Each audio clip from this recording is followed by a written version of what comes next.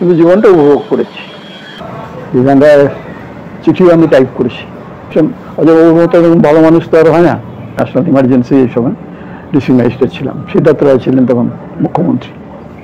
জ্যোতি বসুর সঙ্গে আমার একটা রানিং ব্যাটেল ছিল। তখন আমি বুদ্ধদেব ভট্টাচার্যকে বললাম যে আমরা কি এটা নেব। বেশিরভাগটাই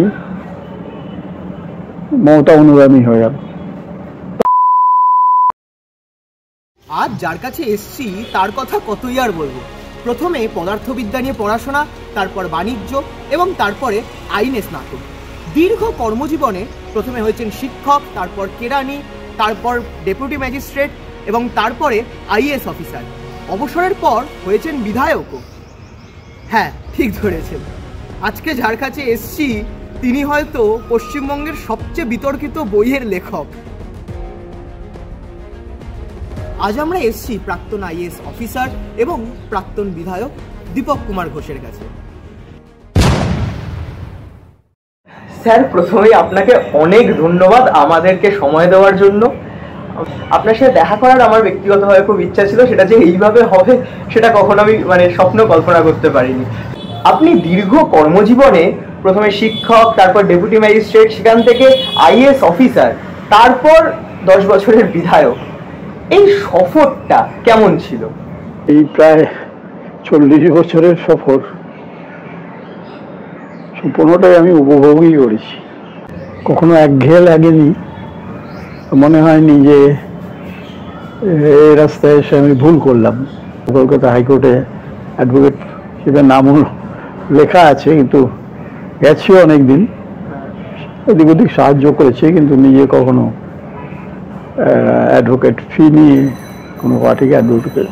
যখন এমএলএ ছিলাম, ওগুলো যে সমস্যাগুলো যেগুলো পরে হাইকোর্টে আসে সেইগুলো হয়তো আর কাউকে বুঝিয়ে দিয়েছি এবং তার টাকা সেটা দিয়ে দিয়েছি।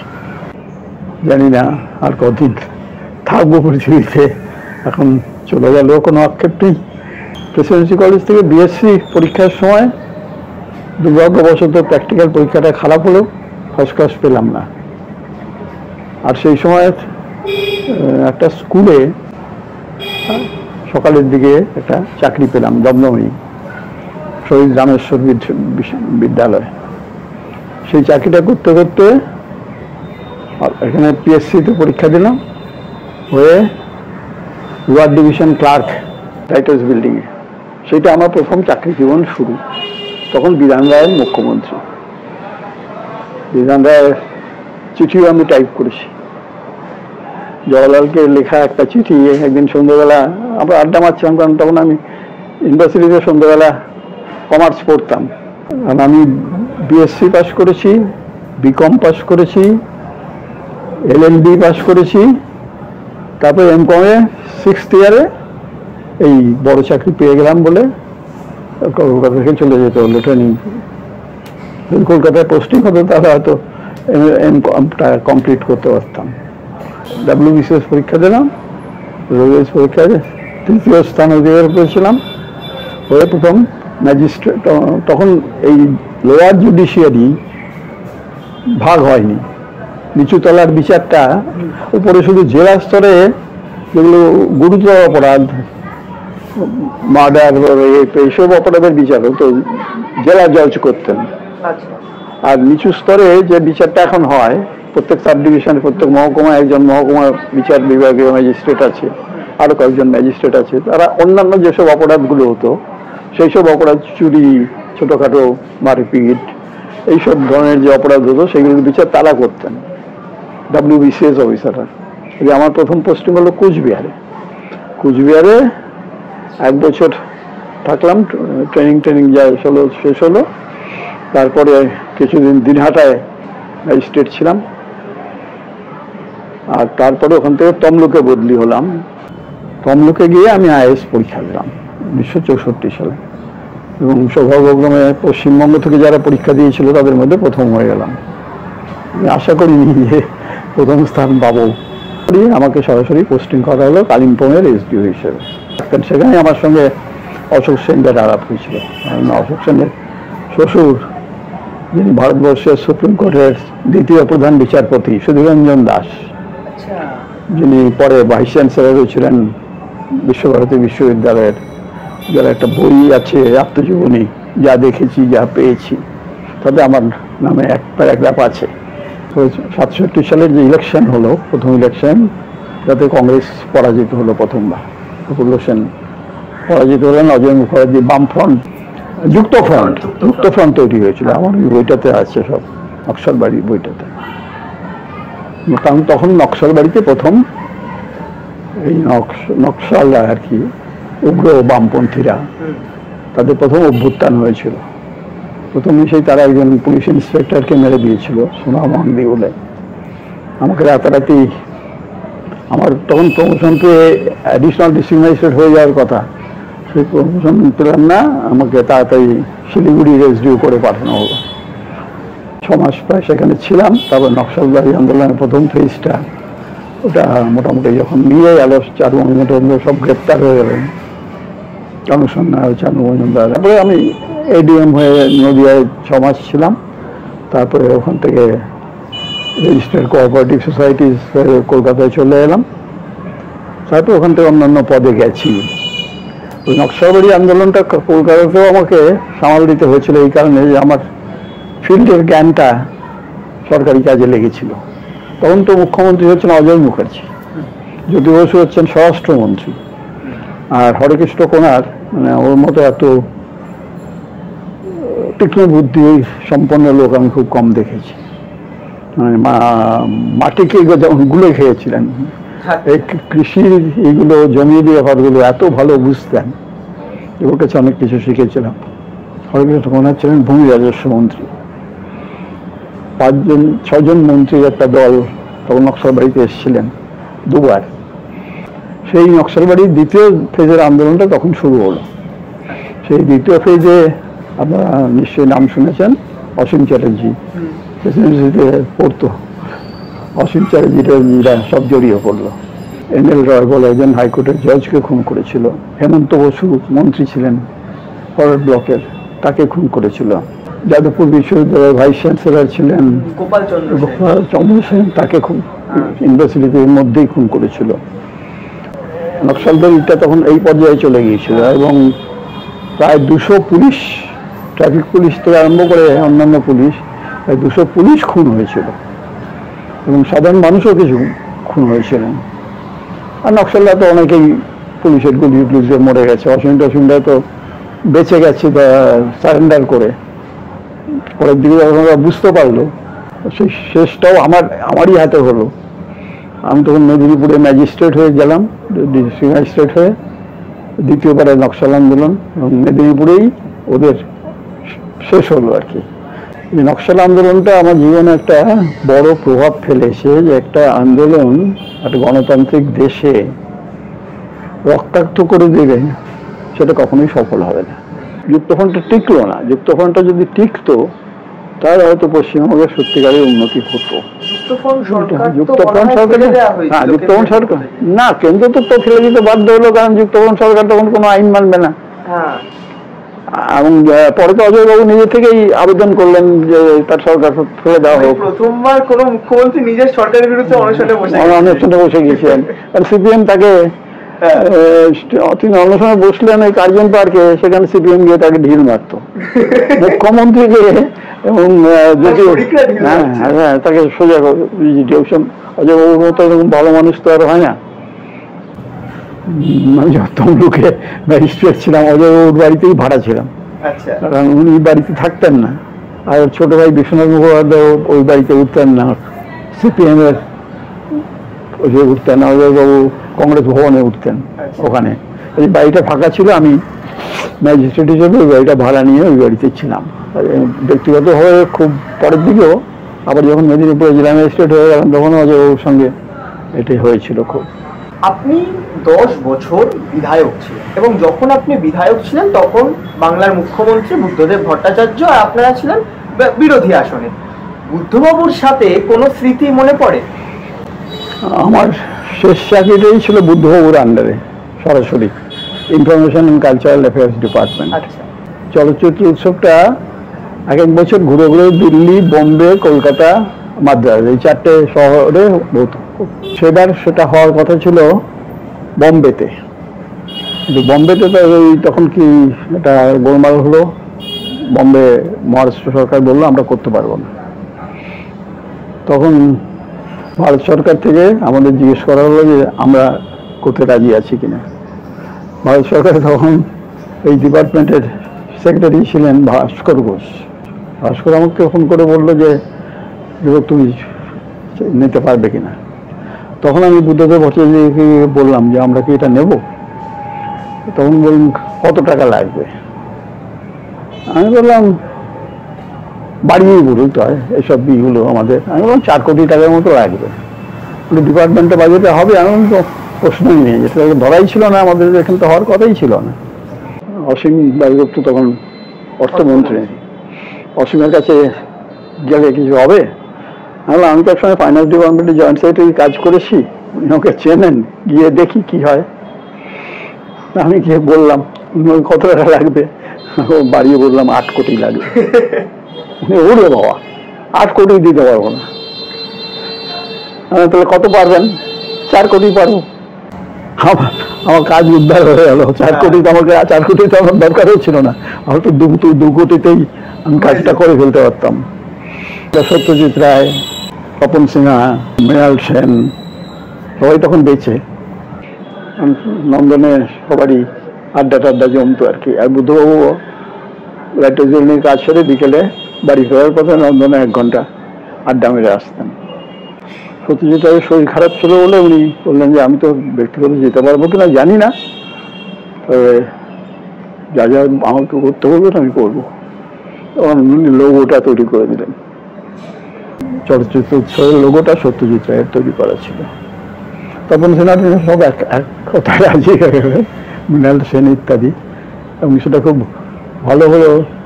2জন বড় ইটালিয়ান চিত্র পরিচালক, বাইসাইকেল থিপ, যার একজনের নামটা ভুলে যাচ্ছি, বাইসাইকেল থিপ ছবিটা যার করা।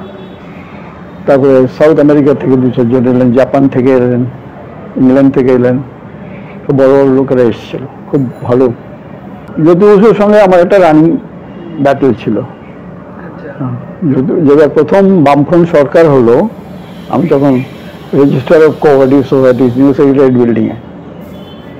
উনি পরদিন আমাকে ডেকে পাঠালেন। পিএ আমাকে ফোন করে বললো বাড়ি যে কালকে সকালে 11টার সময় এসে মুখ্যমন্ত্রীর সঙ্গে দেখা করলাম। আমি তো কিছুই জানি না। আমি গিয়ে চিফ সেক্রেটারি বিনয় গুপ্তকে বললাম, স্যার আমাকে যখন ডেকেছেন আমি তো কিছু বুঝতে পারছি না কি ব্যাপার। আমি কি বলবো, তুমি যাও দেখা করে এসো, তারপরে কি হয় না হয় এসে আমাকে বলো। আমি দেখা করে ঢুকতেই চায়ের রীতি হলো, উনি একাই ছিলেন। আমাকে বললেন আপনাকে আমার সেক্রেটারি করবো বলে ঠিক করেছি। আমি তো আকাশ থেকে পড়লাম, কারণ আমি তো তখন অনেক জুনিয়র। উনি হঠাৎ আমার দিকে তাকিয়ে বললেন কি ব্যাপার আপনি কিছু বলছেন না। তখন অতটা চতুর হইনি আর কি। আমি বলে বসলাম যে একটা তো গভর্নমেন্ট অর্ডার লাগবে। উনি তারপরে চাটা শেষ হলে আর কথাবার্তা খুব এসে একটা কিছু এগোলো না। উনি আমাকে বললেন আচ্ছা ঠিক আছে। আমি বেরিয়ে গেলাম। বেরিয়ে এসে চিফ সেক্রেটারি ঘরে গেলাম, বিয়া গুপ্ত। উনি বললেন তুমি একটা গর্ধব, চিফ মিনিস্টারকে কখনো এই কথা বলতে হয়? তুমি তো সঙ্গে সঙ্গে বললে যে আমি খুব খুশি যে আপনি আমাকে বেছে নিয়েছেন ইত্যাদি ইত্যাদি। পরে বলবে সে গভর্নমেন্ট অর্ডার লাগবে, গভর্নমেন্ট অর্ডার না হলে মাইনে পাবে না। যেই শুনেছে আমার সিনিয়র অফিসাররা সবাই আমাকে বলছে তোমার মতো এরকম গর্ধব দেখিনি। মুখ্যমন্ত্রীকে ওরকম বলতে হয় গভর্নমেন্ট অর্ডার লাগবে, আর মুখ্যমন্ত্রী তো গভর্নমেন্ট। তুমি রাজি হলে তো গভর্নমেন্ট অর্ডার 1 মিনিটে বেরিয়ে যাবে। অবিভক্ত মেদিনীপুরে ইমার্জেন্সির সময়, ন্যাশনাল ইমার্জেন্সি এই সময় ডিস্ট্রিক্ট ম্যাজিস্ট্রেট ছিলাম। সিদ্ধার্থ রায় ছিলেন তখন মুখ্যমন্ত্রী। 3.5 বছর ওখানে আমার হয়ে গেছে। আমি বদলি আশা করছি। এই সময় একদিন সিদ্ধার্থ রায় এলেন, তার সঙ্গে একজন জয়েন্ট পুলিশ কমিশনার তিনি গিয়েছিলেন। তিনি যে কেন গেলেন তাও বুঝলাম না। তখন তো সব ইমার্জেন্সিতে সব স্ট্রাইক বন্ধ, সব কিছু। খড়গপুরে রেলে ওয়ার্কশপ বন্ধ, খাখা করছে। এখানে 2000 লোক কাজ করে, একটা লোক নেই, কিছু নেই। উনি সেখানে গেলেন। ওকে নাকি ওয়ার্কাররা যারা বাইরে গেটে করছিল, ধর্মঘট করে বসেছিল, তার নাকি ওর সঙ্গে কি করেছে, উনি গুলি চালিয়ে দেন। একা গেছেন, সঙ্গে শুধু বডিগার্ড, ভয় পেয়ে হোক যাই হোক, এমনি ভালো মানুষ ছিলেন, কিন্তু গুলি চালিয়ে দেন। সেই গুলি চালানোর সে আমার উপর এনকোয়ারি ভার পড়লো, ম্যাজিস্ট্রেট এনকোয়ারি করতে হয় একটা গুলি চললেই। তা আমি সেগুলি বললাম যে এই সার্কামস্টান্সেসে গুলি চলেছে, অমুক টমুক ইত্যাদি। সেটা তো সেটা গ্রহণ করলেন না, কিন্তু অফিসারকে খুব ভালোবাসতাম, মানে হলে তো অফিসারের শাস্তি হয়ে যাবে, সেটা তো আমাকে বদলি করে দিলেন। রাইটার্স বিল্ডিংয়ে চলে এলাম, তারপরে ফুড সেক্রেটারি হয়েছি, 7টা ডিপার্টমেন্টের সেক্রেটারি কাজ করেছি।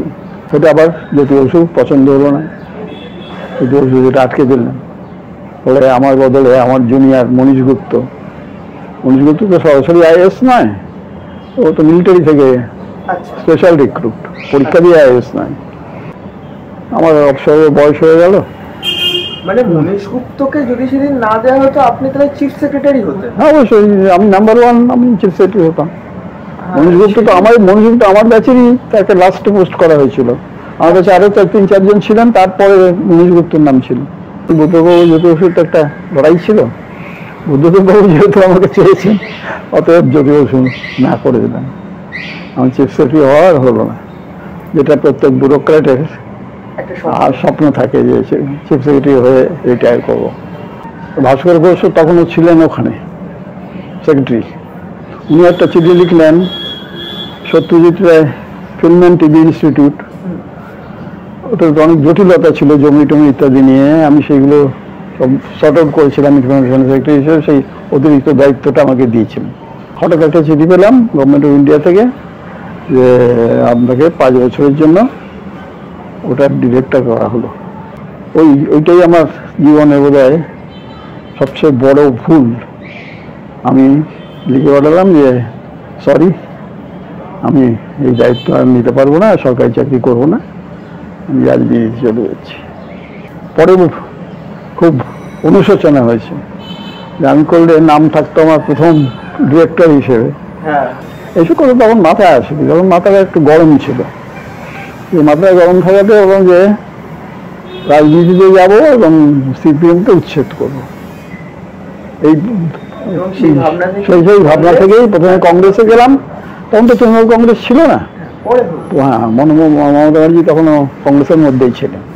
অজিত পাজার জন্যই আমি কংগ্রেসে গেলাম। অজিত পাজা তখন এখানে কংগ্রেসের এই সভাপতি। অজিত পাজাই আমাকে বললেন, কারণ উনি আমাকে চিনতেন, সিদ্ধার্থ রায় মন্ত্রিসভায় উনি স্বাস্থ্যমন্ত্রী ছিলেন, উনি আমাকে দায়িত্ব দিলেন কংগ্রেসের ম্যানিফেস্টো তৈরি করা। প্রদীপ ভট্টাচার্য, সুব্রত মুখার্জি, এরা সব ছিলেন কমিটির সদস্য, কেউ আসতেন না।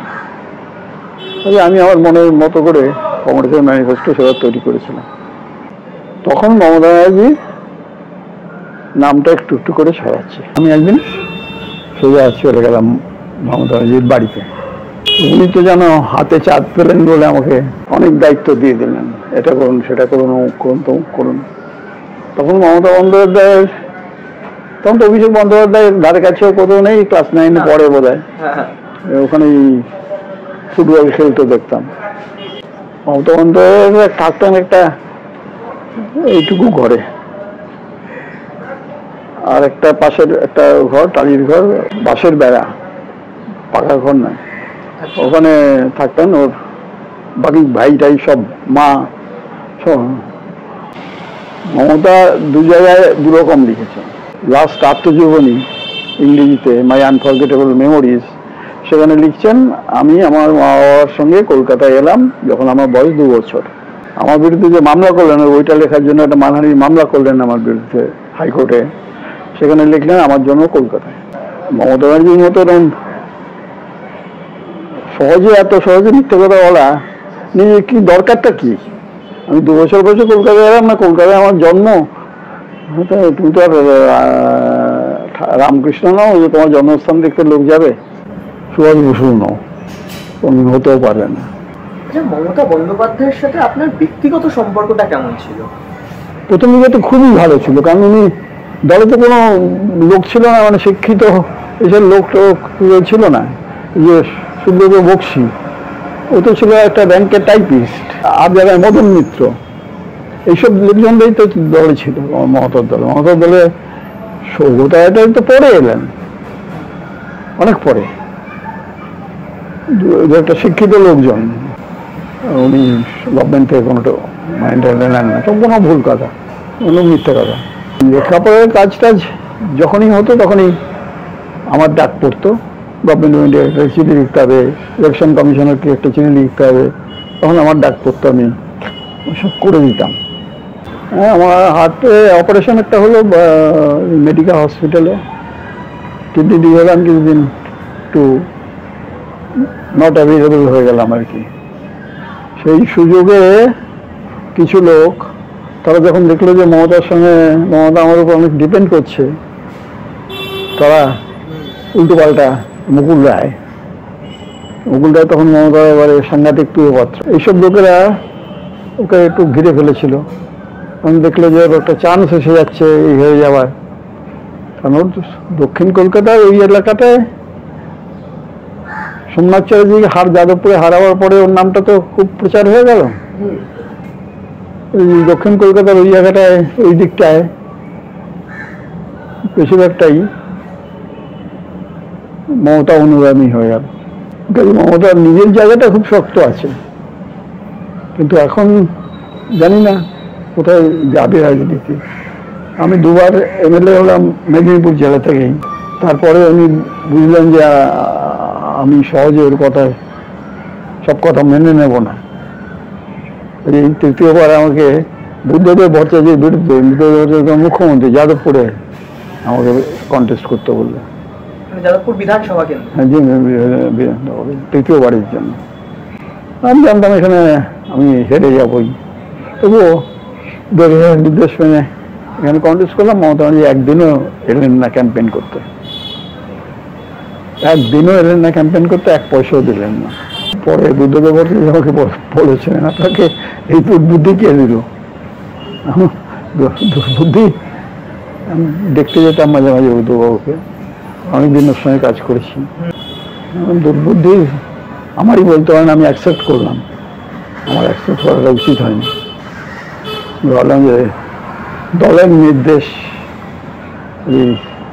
আমি তো আগেই জানতাম যে আমি হারবই। আপনার কি মনে হয় যে রাজনৈতিক অবসরে পাঠানোর জন্যই আপনাকে ইচ্ছা করে দাঁড় করানো হলো? হ্যাঁ, আমাকে হারিয়ে দেওয়ার জন্য, যে আমাকে আমার মেদিনীপুরে সিট দিলে মেদিনীপুরের যে কোনো জায়গাতেই আমি জিতবো। কারণ মেদিনীপুরে আমি 3.5 বছর ছিলাম, এত কাজ করেছি, এত করেছি। বিদ্যাসাগরের মূর্তি ছিল না মেদিনীপুরে, লোকে শুনলে অবাক হয়ে যাবে, বিদ্যাসাগরের মূর্তি ছিল না। জন্মস্থান। আমি বিদ্যাসাগরের মূর্তি বসালাম, আমি ওখানে স্টেডিয়াম তৈরি করলাম। আমি হচ্ছি ভারতবর্ষে একমাত্র লোক, ভারতবর্ষে না হয়তো পৃথিবীতে একমাত্র লোক যে খণ্ডিত ভারতবর্ষে সবকটা জেলায় ঘুরেছি।